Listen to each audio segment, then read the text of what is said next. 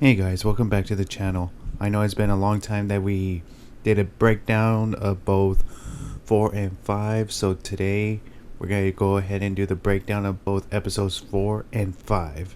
Now, of course, spoilers for those who haven't seen it yet, please go watch it. It's been out for a while, and of course the finale is in a couple days. Now let's get started. I don't know if anybody noticed this on the intro where it shows the droids and the masks. They've been changing it on every episode, which is pretty cool that they're keeping it more active. Episode 4 opens when Tala, the Loader Droid, and Obi-Wan Kenobi arrive to the planet Jabiim. Jabiim is the planet where all the Force sensitives were being transported to, and they were going to go off on the path. They were transporting Obi-Wan since he's been heavily injured through the burning from Darth Vader. They loaded him in the bacta tank, just like Luke in episode 5, The Empire Strikes Back. As he is healing, also Darth Vader is in the bacta tank, and they're mimicking each other's pains. And of course, it pans out to Obi-Wan's body parts, such as his arm, and you can see that it also pans to Anakin, showing that he's missing his arms. It's showing that both are feeling the same type of pain. And the biggest thing that they really focus on this series is not only the physical torment that Obi-Wan and Darth Vader are going through, it's also the psychological.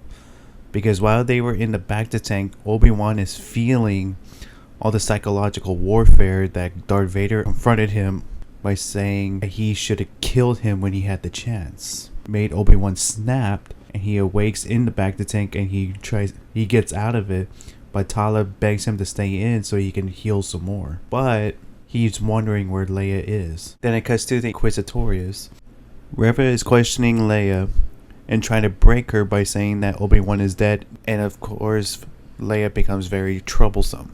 Then it cuts back to Jabiim. Obi-Wan and Tala walk towards Roken. Roken was telling him that he's putting them in danger, but Tala told Roken that the Empire already knows about their plans and where they're at, but Obi-Wan is begging him for his help to get Leia back. He decides to help Obi-Wan. Obi-Wan, Tala, and Roken come together and start making a plan to invade the Inquisitorius, in which Roken was able to provide the basic blueprints. Tala also provided information that she will be able to enter the Inquisitorius with her credentials within the Empire. As they enter the orbit of the planet where the Inquisitorius is at, Obi-Wan trying to regain his strength back in the Force by pulling an object, but it's moving so slowly towards him. Tala is kind of worried because he's kind of weak in the Force at the moment. Obi-Wan reassured her that everything would be okay. Then it cuts back to Reva and Leia. Reva is still interrogating Leia on knowing where the path is. But since Reva knows that Leia is a senator's daughter, hoping that she knows a little bit more of the path through that way. Then she cuts a deal with Leia. If she tells her about the path, she will release her and take her back home. But Leia doesn't take the bait. Then it cuts to Tala making her land in the Inquisitorius as she approaches to the, I call it the personal detector, in which she is stopped and asks for her credentials. She used her little cylinder things in her pocket, which will give them her credentials. Then the officer checks her credentials through the cylinder, and it flashes red. He begins questioning her about it, but she takes a big gamble and starts questioning him because she is a superior officer over him, in which he falls for her bait and he allowed her to go inside.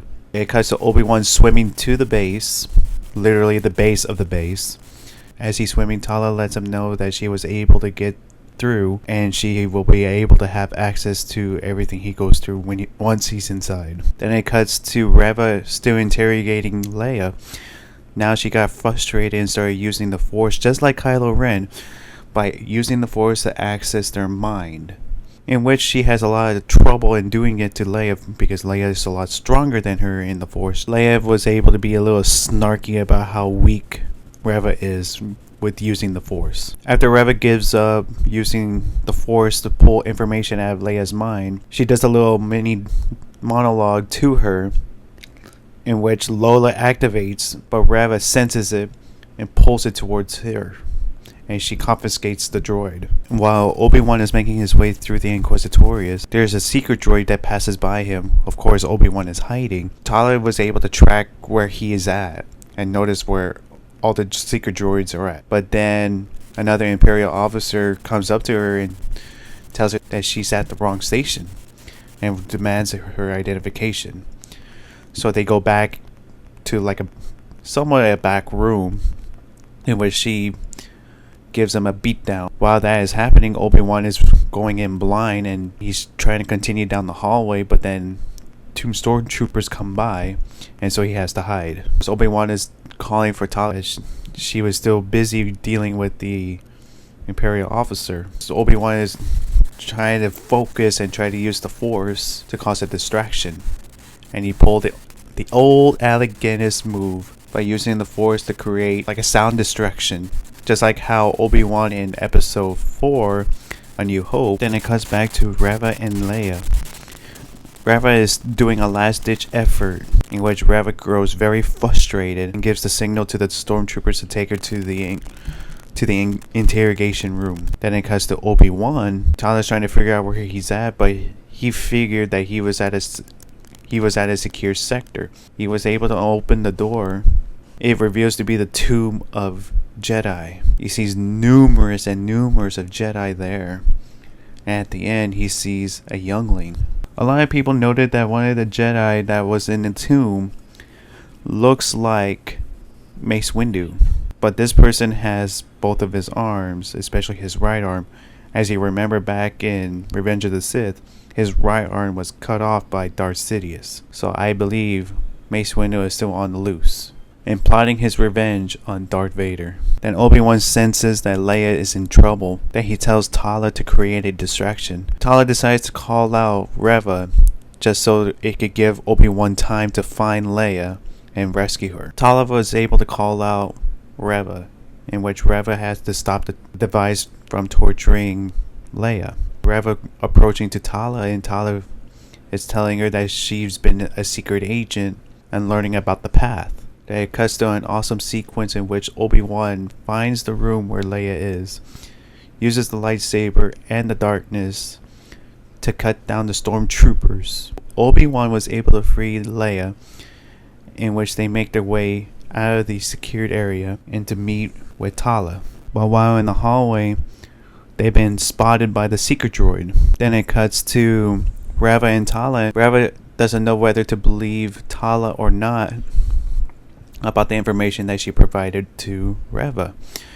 And as soon as she wanted the stormtroopers to escort her to the interrogation room, the alarms sound off, in which we cut back to the hallway sequence in which Obi-Wan is defending himself and Leia by using the lightsaber against the secret droid and several stormtroopers. As he of course takes down the secret droid and the stormtroopers, they had to make their way out of the facility, in which more stormtroopers arrive and they start shooting at him, and he deflects one of the blaster bolts and it hits the glass. While Obi-Wan is holding on to the water by using the Force, the stormtroopers were trying to get through a door and they were slowly opening it, so Obi-Wan is trying to time it perfectly to unleash the water on them, in which him, Tala, and Leia make a run for it. Tala closes the doors so he can hold the water back, and the three of them have to make their way out of the Inquisitorius. And a little nitpicking, it was very comical that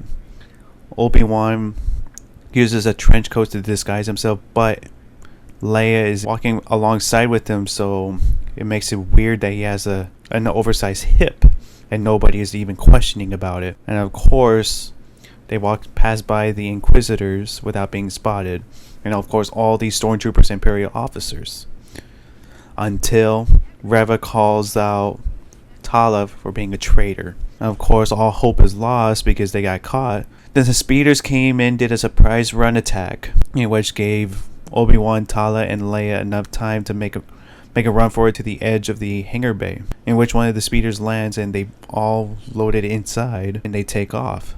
But she was able to take down one of the speeders, which Wade was piloting. The speeder reaches to Tala's ship. They make it off orbit and heading back to Jabim. Then it cuts through Darth Vader storming through the hallways, entering the the Inquisitor's room, in which he starts choking Reva, about to kill her for her insolence. But Reva was able to plead that she planted a tracker on them so they can know where they're going. Darth Vader releases her and he tells her that he overestimated her. Then we get a close-up of Leia holding hands with Obi-Wan to ease his heart. But then we get a close-up to Lola activating instead of turning blue and turns to red, thus ending episode 4. Episode 5 starts off in Coruscant at the Jedi Temple, in which Anakin is waiting for Obi-Wan to see if Anakin could pass the trials to become a Jedi Knight instead of being a Padawan. Then it cuts to Darth Vader in the Star Destroyer, in which he's being informed by the Imperial officer that Reva is there, in which he asks Reva where Obi-Wan is. Reva told Darth Vader that the tractor that they are at Jabim. Darth Vader tells her to kneel, in which he anoints her as Grand Inquisitor, and they set their course to Jabim. Then it cuts to the group landing in Jabim, in which Roken tells everyone that they got Leia back. Obi-Wan meets Haja, and Haja tells him that he is now wanted by the Empire since he confronted Reva. Then Obi-Wan begs Roken that they need to transport Leia back to Alderaan. Roken tells Obi-Wan that they had to get everyone off the planet because the Star Destroyer has been detected that it's making its way to Jabim, that they only have a few hours to get off world. He decides to help. Then it cuts to Darth Vader, in which he is told that they're close to Jabim. Then it cuts back to Obi-Wan. As he's going through all the supplies, he noticed a box full of lightsabers and Jedi robes, in which he figured that those who were Jedi gave up their lightsabers and their identity as Jedi to go into hiding and live normal lives. At the same time, Lola the droid is being activated and went into a circuit area in which it diffuses one of the circuits, in which closes the hangar bay doors in which they are trapped. Obi-Wan senses that Vader is there in orbit, and of course they're wondering how does he know. Then it does a cutback to younger Obi-Wan and Anakin are dueling for Anakin's passage to become a Jedi Knight. I think it was great that they finally used a flashback with younger Obi-Wan and Anakin, in which both, of course, Ewan McGregor, the mullet Jesus before Attack of the Clones, and well, they didn't really de-age Hayden Christensen, which is still freaking awesome. And of course, during this flashback, it takes place before Attack of the Clones, because it is noticed that Anakin still has his right arm, his human arm. And during this duel between him and Obi-Wan, you can see red flags in Anakin, in which he will turn to the dark side, because Obi-Wan gives him lessons that Jedi are supposed to defend, not to attack. Of course, Anakin, being an aggressive person, he says that it's easier to take lives than to protect, by defeating the enemy, thus saving more lives.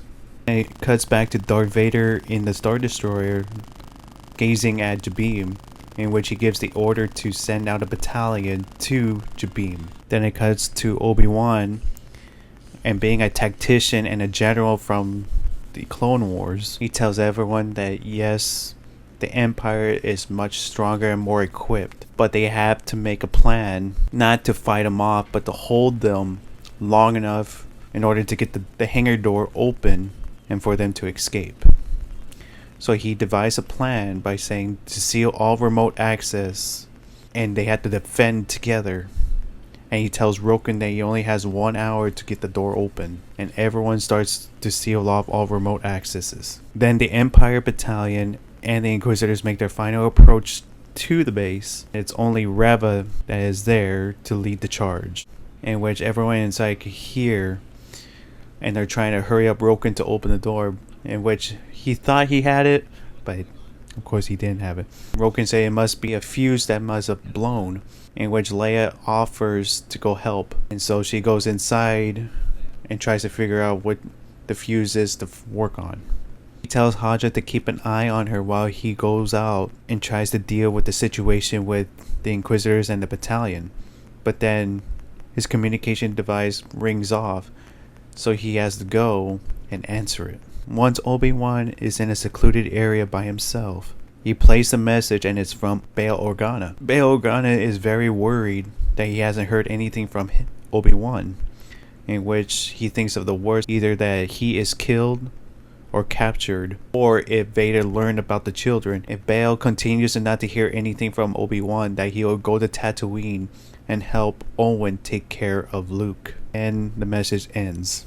Obi-Wan tries to figure out what to do next, and then Tala comes out and comforts him by saying about her story that she was an Imperial officer hunting down Jedi and slaughtering them, in which she turned of heart because it is not right to slaughter people, so she decided to help them, and by getting them to safety. Her and everyone's sacrifice at that moment will mean more compared to what she was before. Then Roken comes in and tells Tala and Obi-Wan that they have a situation. He leads them down to where the entrance, where there is a division between them and the Empire with this thick door in which they are about to break through. Obi-Wan tells her that they need more time, and he tells Roken that he wants to speak to Reva, in which the Empire receives word and Reva calls for a siege breach, in which Obi-Wan and Reva, through the division of the door, start talking to each other. As Obi-Wan was negotiating to Reva, Obi-Wan was able to piece Reva's backstory of how she knew that Anakin was Darth Vader. He was able to piece that Vader only wants nobody to know his true identity, and that the only way that Reva knew that Darth Vader was Anakin was she was young enough to see Anakin becoming a Sith. Then Reva tells him to stop, and then she finally reveals to him that she was that youngling back in the first episode of this series. She witnessed that Anakin storming through the Jedi Temple with the 501st Legion. He slaughters her friends and he impales her. She mentions to Obi-Wan that when he finished and left the temple, she was able to survive, but she played dead and hid within the bodies. Then Obi-Wan reveals that her true plan is not to hunt down the Jedi. It's just for her to get close to Vader and able to assassinate him when she gets the chance, when he least expects it. Then she fires back at him, blaming Obi-Wan for letting Anakin turn to the dark side, in which him killing her friends. Then she breaks their conversation by igniting her lightsaber and destroying the door. And she force opens the door, but Obi-Wan force pushes her and several stormtroopers, in which the onslaught begins. It was awesome to see Obi-Wan in the front lines trying to help defend everyone by deflecting all the blaster bolts back at the stormtroopers. Haja is trying to tell Leia to hurry up to find a way to open the door faster. Cuts back to them being continue to be pushed back while they're holding back, but the loader droid is being left behind by putting up a big fight by pushing back the stormtroopers. Then eventually Tala gets shot. Obi-Wan tries to go after Tala and try to bring her to safety, but the push of the stormtroopers was too great for him. He kept being pushed backwards. So the loader droid did what he could and protected her as he was continuously getting shot. So she brings out a thermal detonator. She holds the thermal detonator. She shoots the blaster door to separate Obi-Wan from her. Once the door is closed, then she ignites the thermal detonator. This will create enough time for Obi-Wan and the others to find a way to open the doors. Then it cuts to Darth Vader in his Star Destroyer, in which one of the Imperial officers tells him that Reva has breached the walls, in which Darth Vader gives out the new order for them to stand down, because he's going to make his approach to the planet and confront Obi-Wan himself. Then it cuts back to Anakin and Obi-Wan back in Coruscant, in which they continue to duel, but Anakin is getting the upper hand and able to corner Obi-Wan. Then it cuts back to present Obi-Wan, thinking of ways of what to do next, but he admits that it's over, that Vader will continue to do whatever he can to get to him. Then he goes up to Haja and gives his lightsaber and comm device and tells him to protect Leia at all costs, because he is going to surrender himself, so he will give them more time to get it off world. Because Obi-Wan knows that Vader will continue the pressure, because he knows that Obi-Wan would do whatever he can to protect the people. So he figures the best plan is to surrender himself to stop Vader. As Leia continues to work on the fuse box in the circuit board area, Kenobi surrenders himself and the stormtroopers escort him to Reva. Then Reva makes the order to inform Vader that they have Kenobi at their hands. Then Obi-Wan manipulates Reva by creating a plan by telling her that if she wants to strike her opportunity on Vader, it'll be perfect timing when they pour him over to him. And she asks him, how is this so? And if he's not going to be able to see it coming. Obi-Wan responds that the only thing he sees is him, and he won't see anything further than that. Which is very important, because Reva thinks that Obi-Wan and her will be able to take down Vader together. Then she has the stormtroopers escort Obi-Wan back into the tunnel with the doors shut. Then it cuts back to Obi-Wan and Anakin back in Coruscant, in which Obi-Wan was able to maneuver his way free, and they continued to duel, in which Anakin was able to disarm Obi-Wan, but Obi-Wan gives him a lesson by saying that your need for victory, it blinds him. Then Anakin thinks about it. Then Vader arrives and demands the location of Obi-Wan, which Reva tells him that he's inside the closed doors, and he said he'll bring him out himself. In between, Obi-Wan breaks free from the stormtroopers and makes a run back to the ships. Cut back to Leia. She finds Lola, which is hiding behind the wires, and she was able to grab the restraining bolt off Lola, in which becomes good Lola, and she turns blue, in which both of them were able to fix the fuse in the circuit board, in which the doors open. Then everyone starts loading up the ships. Obi-Wan was able to come back to where everyone is at, in which he was able to hug Leia, but Leia is wondering where Tala is, but he gave her that look in which she knows that she didn't make it. It shows Haja making a run for the ships, in which he drops something on the ground. He looked at it, but he did not go back for it.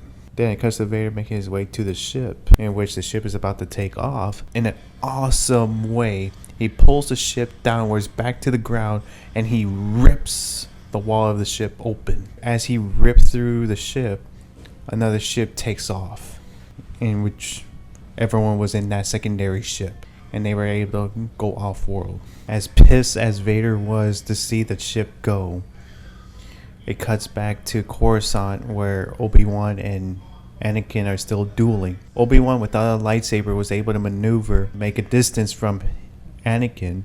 He was able to disarm Anakin by using the Force, by pulling the lightsaber out of his hand into his own. And then Anakin faces defeat.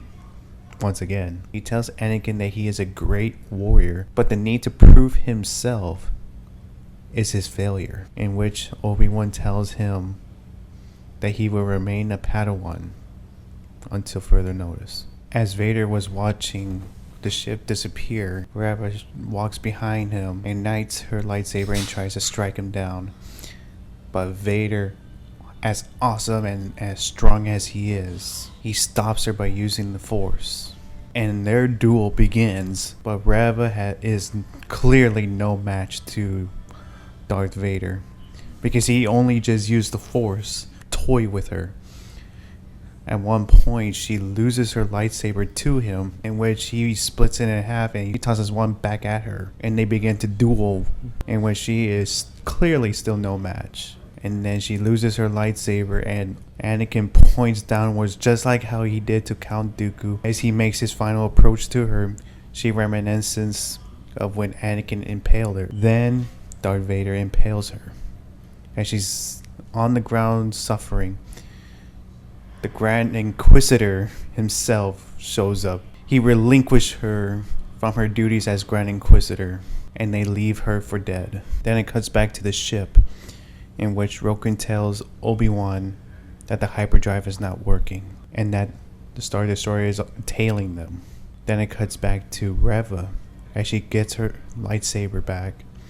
She sees the comm device. She was able to replay the message, but the message is broken up in pieces, so she has to piece everything together. Obi-Wan senses that there is a problem, but yet he decides to shake it off. Then it zooms in to him thinking what is wrong to himself. Then it cuts back to Tatooine in Owen's farm. The music intensifies, knowing that we all know that Reva is going to eventually piece together that Owen is protecting a child of Vader, which is Luke. Episode 5 was very, very good, especially going back in time, showing Obi-Wan, Anakin doing the Jedi Knight trials, in which of course Anakin fails because of his aggressive nature. I think it was really awesome to see them duel, but not the final conflict between the both, but it was awesome to see those two duel. I love how the psychological warfare, not just only to Obi-Wan, but also to Reva and also to Darth Vader, that's going on throughout, not only through this episode, but throughout this whole series. I would rate this episode a 9 out of 10. The final episode is going to be very nerve-wracking, because in which we hope that the rumors are not true, and we hope that there is a final conflict between Darth Vader and Obi-Wan. I think it's going to live up to its standards in the final episode. I hope you enjoyed this breakdown. Check out for our next episodes. Make sure you like, subscribe to the channel for future content. And as always, may the Force be with you.